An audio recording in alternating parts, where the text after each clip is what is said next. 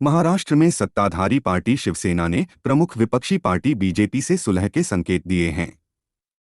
औरंगाबाद के एक कार्यक्रम में सीएम उद्धव ठाकरे की ओर से बीजेपी नेता रावसाहेब दानवे को भावी सहयोगी कहकर संबोधित किए जाने से राज्य की सियासत में हड़कंप मच गया है।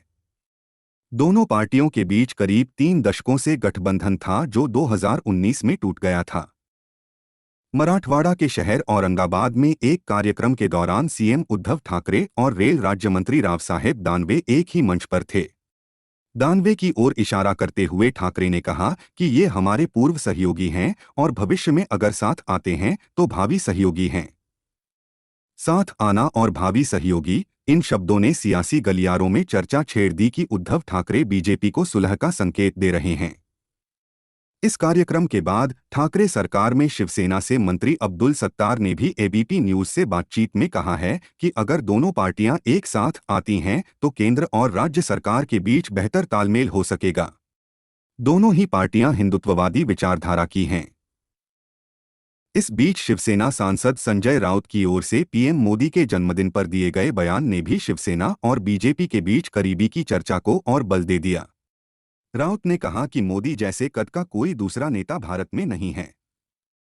अटल बिहारी वाजपेयी के बाद बीजेपी को शिखर पर लाने का काम पीएम मोदी ने किया है।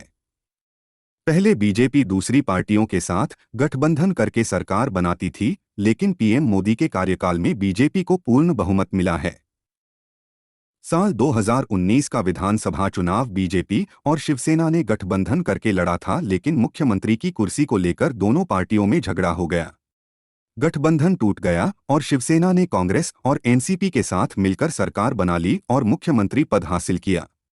इस बीच केंद्रीय एजेंसियों की ओर से ठाकरे सरकार से जुड़े तमाम नेताओं पर एक के बाद एक आपराधिक मामले दर्ज होने शुरू हो गए।